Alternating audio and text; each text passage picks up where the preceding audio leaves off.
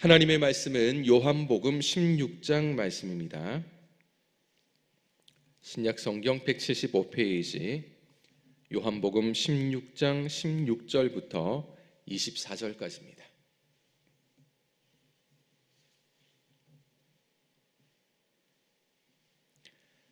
요한복음 16장 16절부터 24절까지고요. 우리 16절 한 절만 한 목소리로 읽도록 하겠습니다. 16절 한 절만 있습니다. 시작. 조금 있으면 너희가 나를 보지 못하겠고 또 조금 있으면 나를 보리라 하시니. 아멘. 이 스포츠 경기를 한 번씩 보다 보면 실제로 하는 경우도 많지만 보는 경우가 훨씬 많죠. 그래서 스포츠 경기를 보다 보면 이 경기를 하는 내가 응원하는 팀이 계속 잘할 수는 없죠. 어떤 때는 그런 경우가 있습니다. 열심히 경기를 하지만 경기 내내 힘든 경기를 하는 겁니다. 그런데 마지막에 역전승을 거두고 나면 굉장히 기분이 선수들도 좋겠지만 응원하는 관중들이나 또 그 스포츠 경기를 보는 시청자나 마지막 역전승하는 순간 그 기쁨은 경기 내내 힘들게 하면서 막 서로 스트레스를 받으면서 이렇게 보게 되었는데 마지막에 이기고 나니까 그 기쁨이 아주 극대화되는 것을 느낍니다. 축구든지 야구든지 어떤 스포츠든지 마지막에 역전승을 하면 누군가가 잘 못하더라도 마지막에는 다 잊어버리고 그 경기의 기쁨을 함께 나눈다는 겁니다. 성도가 이 땅에서 살아가는 동안 우리는 하나님께로 가는 그 날까지 계속 해야 될 것이 있는데 바로 영적 싸움입니다. 영적인 싸움을 이 세상과 또 사탄과 우리는 계속 해야 되는데, 근데 참 감사하게도 성도의 영적 싸움의 이 결과는 이미 나와 있다는 거죠. 우리가 영적 싸움을 할 때에 하나님 나라 갈 때까지 계속해서 싸워야 되는데 결과는 이미 정해져 있습니다. 어떻게 정해져 있을까요? 세상입니까? 사탄입니까? 아닙니다. 성도의 영적 싸움은 반드시 하나님 나라 백성의 승리로 마무리된다는 것입니다. 그래서 우리가 이 땅에서 살아가는 동안 고난도 겪고 힘들고 어려움도 겪지만 그런데 마지막 최후 승리가 바로 우리에게 주어진 하나님의 은혜다라는 것, 이미 결과가 그렇게 나 있다는 것을 꼭 기억하신다면 살아가는 동안 겪는 고난과 어려움은 우리가 충분히 견딜 수 있는 거죠. 왜냐하면 아무리 우리가 힘들게 고난과 어려움을 겪는다 할지라도 결국 하나님은 마지막에 우리를 승리하게 하셔서 천국으로 인도하시기 때문입니다. 오늘 본문에서도 예수님의 십자가 죽음이 당장에는 예수님도 힘들고 또 하나님의 백성들도 힘들어 애통하며 힘든 일들을 겪을 수도 있지만 결국에는 예수님이 죽으시고 부활하신다는 것이 하나님께서 정해놓으신 시나리오죠. 이것은 분명한 사실입니다. 실제로 그렇게 예수님이 죽으시고 3일 만에 다시 살아나셨습니다.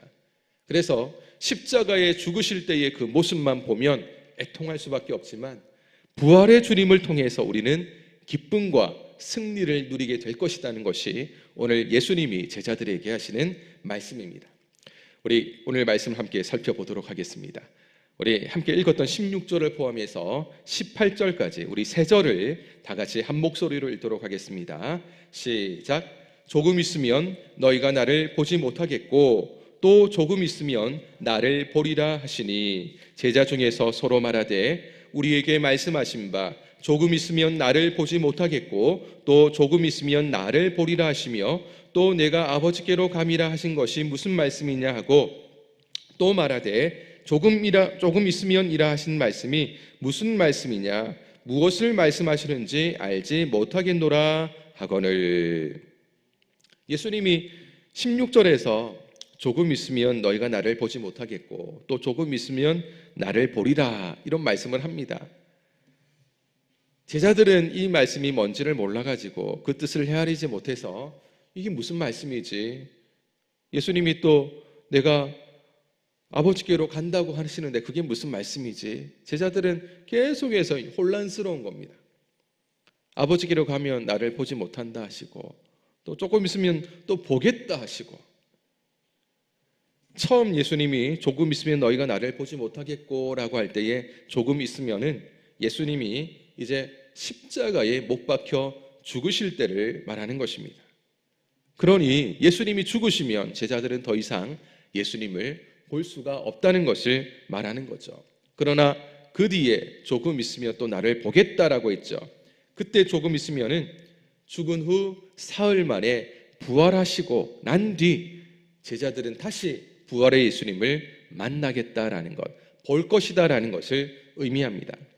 그런데 제자들은 예수님과 3년을 함께 다니면서 훈련도 받았고, 또 예수님이 누누이 이 고난과 십자가에 대한 부분들을 늘 강조했지만 이 말을 알아듣지 못했죠.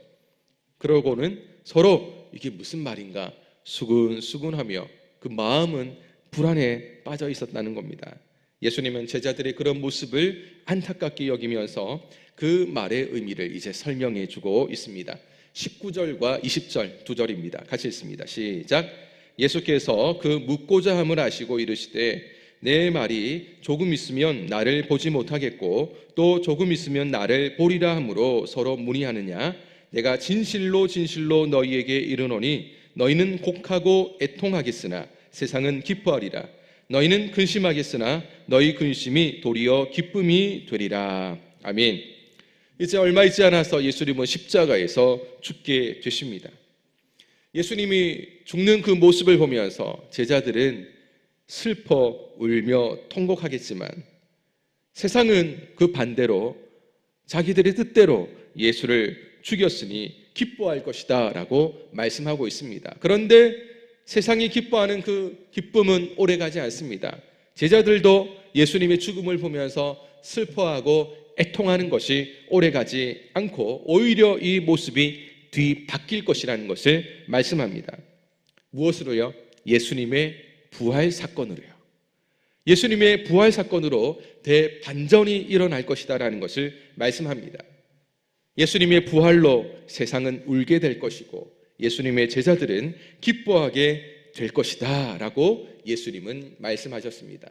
이것을 좀 더 쉽게 비유를 들어서 제자들에게 한 번 더 설명해 주시는데요. 21절과 22절 두 절입니다. 같이 읽습니다. 시작.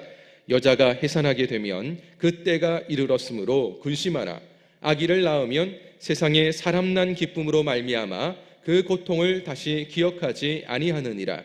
지금은 너희가 근심하나 내가 다시 너희를 보리니 너희 마음이 기쁠 것이요 너희 기쁨을 빼앗을 자가 없으리라. 아멘.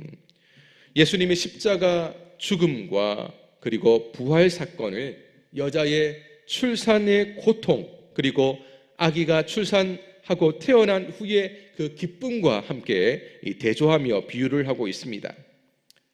우리 여성들은 아기를 낳을 때를 생각해 보면 분명하게 이제 느낄 수 있고요.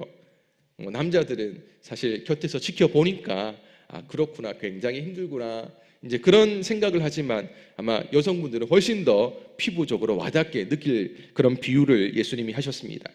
출산의 고통이 아무리 크다 할지라도 아기를 낳고 나면 그 아기를 통해서 얻게 되는 그 기쁨은 그 무엇과도 비교할 수 없는 것이죠.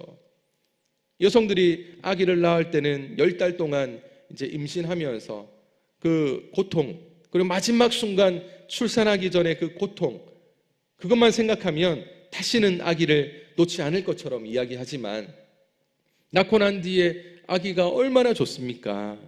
그러니 여성들은 고통을 계속 기억하지 않습니다. 그러고는 또 아기를 낳죠. 뭐 2명, 3명도 낳고요. 고통만 기억하면 나는 도저히 아이를 가질 수 없다 이렇게 생각하겠지만 아기가 얼마나 좋은지 고통은 금세 잊어버리고 또다시 아기를 얻고자 하는 그런 마음이 있다는 것이죠. 아무리 고통이 커도 새 생명을 얻은 기쁨은 그 모든 고통을 이기고도 남는다는 것입니다. 이처럼 예수님의 부활로 말미암아 얻는 기쁨은요, 십자가의 죽음과 슬픔, 그 고통을 넉넉히 이기고도 남는 하나님의 은혜가 될 것입니다. 또한 그 근심이 기쁨으로 바뀔 때에 그 기쁨을 세상 그 누구도 빼앗을 자가 없을 것이다 라고 말씀하고 있습니다. 왜냐하면 그들이 기쁨을 그들 자신으로부터 얻는 것이 아니기 때문입니다. 그러니까 부활의 주님을 만날 때 그 부활의 기쁨은 단지 예수님이 부활하신 것 때문에 기뻐하는 것이 아니라 그 부활이 누구로부터 오는 건가? 바로 그것을 우리가 알게 되면 더 기뻐할 수밖에 없다는 것입니다. 바로 성부, 성자, 성령 하나님의 은혜로 말미암기 때문입니다. 하나님 나라의 기쁨은 세상 그 누구도 빼앗을 자가 없습니다. 예수님께서 약속한 이 말씀을 믿고 끝까지 주님만 따라가는 성도는요, 주님으로 인해서 누리는 이 하늘의 기쁨을 절대로 뺏기지 않을 것입니다. 계속해서 23절, 24절 우리가 읽었던 마지막 볼 24절까지 두 절 말씀을 함께 읽도록 하겠습니다. 시작. 그날에는 너희가 아무것도 내게 묻지 아니하리라. 내가 진실로 진실로 너희에게 이르노니 너희가 무엇이든지 아버지께 구하는 것을 내 이름으로 주시리라. 지금까지는 너희가 내 이름으로 아무것도 구하지 아니하였으나 구하라. 그리하면 받으리니 너희 기쁨이 충만하리라. 아멘. 23절에 보면 그날에는 너희가 아무것도 내게 묻지 아니하리라 라고 말씀하는데요, 여기서 그날은 어떤 날이냐? 바로 보혜사 성령님이 강림하는 날을 말합니다. 다시 말해서 보혜사 성령님이 제자들에게 임하면 성령님께서 예수님의 모든 가르침을 기억나게 하실 것이고 깨닫게 하실 것이기 때문에 제자들은 더 이상 예수님께 물을 필요가 없게 된다는 것이죠. 그리고 24절에 예수님의 이름으로 기도한다는 것이 무슨 말이겠습니까? 우리가 이제 그 이후로 예수님이 가시고 난 뒤에 우리는 계속해서 예수님의 이름으로 기도를 하는데요, 예수님의 이름으로 기도할 때마다 우리가 기억할 게 있습니다. 기도하는 우리의 동기, 우리의 그 내용이 내 욕심을 따라 구해서는 안 된다는 겁니다. 적어도 예수님의 이름으로 구할 때는 예수님께서 원하시는 바와 동일한 마음이 있어야 된다는 것, 또한 예수님의 뜻과 맞아야 한다는 것을 말씀합니다. 우리가 예수님의 이름으로 기도합니다라고 하나님 앞에 구할 때마다 우리 성도님들은 바로 하나님께 간절히 기도하는 그 내용은 예수님의 뜻에 맞춘 기도가 되어질 때 응답받게 된다는 것을 알 수가 있습니다. 또한 예수님에 대한 전적인 믿음, 그리고 예수님의 십자가 보혈 공로에 의지하며 우리는 기도해야 된다는 것을 말합니다. 바로 이렇게 우리가 기도할 때마다 전심으로 또한 진심을 담은 기도를 올린다면 무엇을 구하든지 하나님께로부터 기도 응답을 받을 수가 있습니다. 내 뜻대로 내 욕심대로 구하면 여러분 이게 하나님 앞에서 응답받을 수 있는 조건이 되지 않는다는 것이죠. 그냥 예수님의 이름으로만 구하면 다 받겠지가 아니고 예수님의 뜻에 맞춘 기도, 그리고 보혈의 공로를 의지하며 믿음으로 구할 때에 하나님은 그 기도에 응답을 해 주신다고 말씀을 합니다. 기도 응답은 성도가 가진 영적인 특권인 줄로 믿습니다. 성도는 누려야 됩니다. 하나님이 특권을 주셨다면 누려야죠. 이게 누릴 때 그 기쁨이 더해진다라는 것입니다.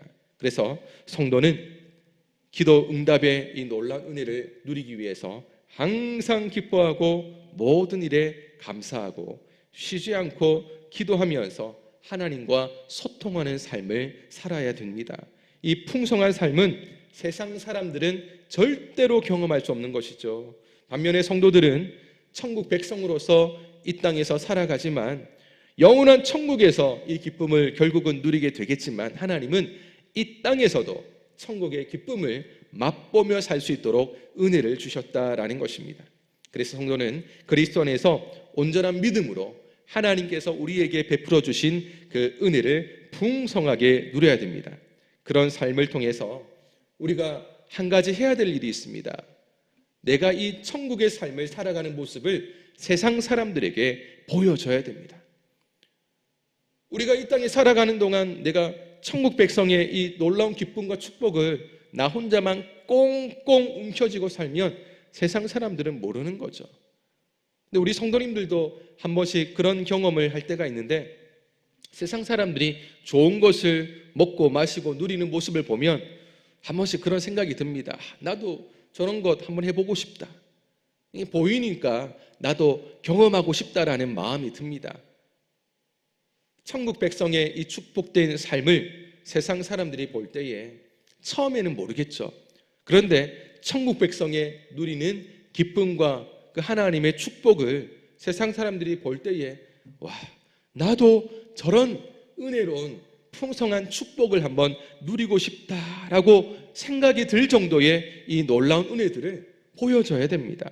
그리고 실제로 천국 복음을 전해주면 그들이 깨닫고 돌이켜 주님께로 나온다는 것이죠. 하나님은 많은 사람들이 이 구원의 복과 은혜를 누리기를 원합니다. 단지 우리에게만 선물로 은혜를 주셔가지고 마지막까지 은혜를 누리다가 천국에 우리만 오는 것 하나님 원하지 않는다는 것이죠. 적어도 지금 우리가 예수님을 믿는다는 것은 이 은혜를 누림과 동시에 누리는 이 은혜를 다른 사람들과 함께 나누고 보여주면서 그들도 누리는 이 은혜를 함께 누리고 회복할 수 있도록 하나님은 우리에게 이 사명도 맡겨주셨음을 꼭 기억하시기를 바랍니다. 이 하나님의 마음을 기억하시고 하나님을 기쁘시게 드리며 영광 돌리고 높이는 삶, 바로 그것이 우리가 이 땅에서 살아야 될 삶인 것을 잊지 마시기를 바랍니다.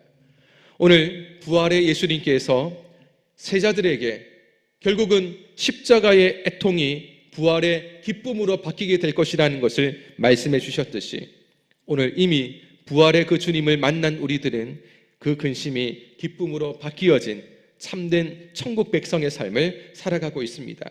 오늘 이 놀라운 약속을 우리가 누리고 또 천국 백성의 기도의 응답의 특권들을 누리는 이 모습들, 바로 이것은 하나님이 우리에게 주신 놀라운 은혜라는 것을 꼭 기억하시고 이 땅에서 살아가는 동안 이 기쁨은 누구도 빼앗을 수 없다는 것을 한 번 더 생각하시고 하나님 나라의 기쁨을 마음껏 누리고 또한 내가 누리는 이 기쁨과 천국 백성의 놀라운 복된 모습들을 세상 사람들에게 보여주고 증거하면서 하나님 안에서의 행복한 천국 성도의 모습으로 오늘 하루도 아름답게 살아갈 수 있기를 예수님의 이름으로 축복합니다. 기도하겠습니다.